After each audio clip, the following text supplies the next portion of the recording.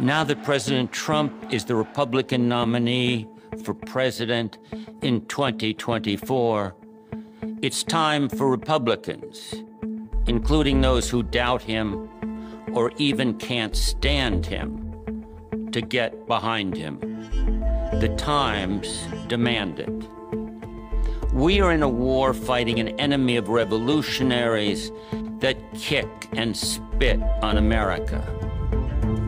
I call our enemy the woke regime or the group quota regime.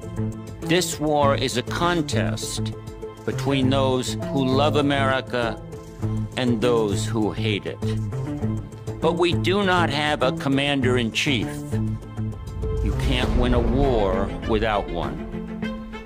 We shouldn't much care whether our commander-in-chief is a real conservative, whether he is a role model for children, or says lots of silly things, or whether he is modest or dignified. What we should care about is whether he knows we are in a war, knows who the enemy is, and knows how to win. Trump does. His policies are important, but not as important as the rest of him. Trump grasps the essential things. He understands the group quota regime is evil and will not stop until it destroys America. He is a fighter, bold, brave, and decisive, who has confidence in himself and his country. Trump never apologizes for America. He rightly believes America is the greatest country in history. Trump says, in effect, we have our culture. It's exceptional, and that's the way we want to keep it. And we won't keep it if we usher in millions of immigrants with cultures different from our own. Trump knows his job is to protect Americans, and just Americans. Protect them not just from enemies abroad, but from the woke globalists within. He knows that America does not need more diversity. It needs more cohesion. The woke radicals tell the Trump voters they are a threat to democracy. Think about that. They're saying you Trumpsters are a threat to democracy. The woke radicals also tell us ad nauseum that America is systemically racist. Trump knows this is deadly nonsense, and he says so. This charge of systemic racism bounces off Trump because he has no white guilt, or any guilt for that matter. Trump tells his supporters what they already know. They are not racist, and they do not have white privilege. The woke radicals shut up those who disagree. Trump will not be shut up. If they manage to put him in jail, he will still roar like a lion. The woke radicals have the moral arrogance of fanatics. Trump, God bless him, knows we are all sinners. Trump rejects the utopian fanaticism of the woke radicals. He is a businessman who takes the world on its own terms and navigates by facts and common sense. Trump's base knows firsthand the America that Trump wants to recover.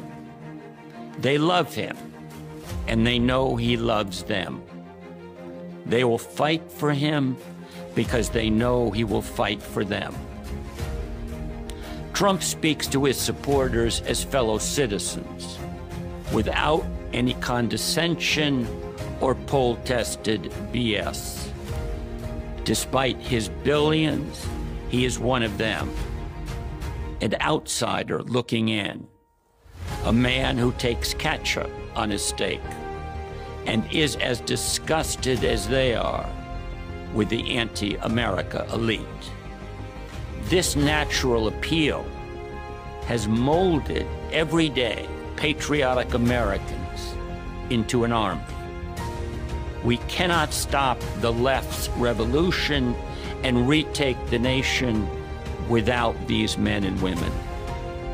Unlike most conservatives, they will actually fight for America. But they follow Trump. Without him, they stay home. With him, they are united and determined. At his rallies, his audience invariably breaks into chants of USA, USA. In these moments, Trump and his audience mutually pledge to each other their fidelity and their sacred honor. His enemies hate him with an indescribable fierceness. Another Hitler, they say. Elect him and he will be a dictator. We should take this hysteria as reason for hope. The America haters rightly fear that Trump and his party are on the threshold of a successful counter-revolution. Trump hates his enemies every bit as much as they hate him. His enemies are America's enemies.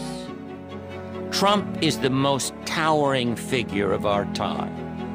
He has changed politics, not just in America, but in the West. If we are to take back America, we need someone who is unmovable, who has proven that he can stand up against the immensely powerful army of woke modernity that will attack him with all its might. Someone who will go after the deep state without pity or compassion.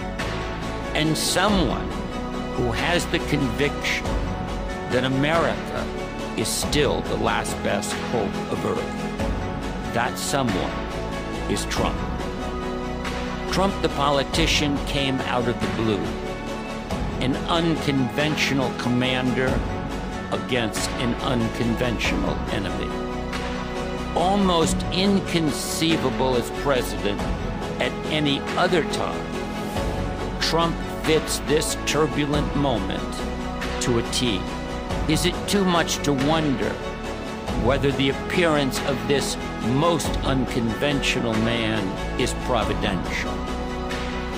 Lincoln spoke of Americans as the almost chosen people. Trump gives us hope that the God who has never forsaken his almost chosen people will not do so now. Thank you.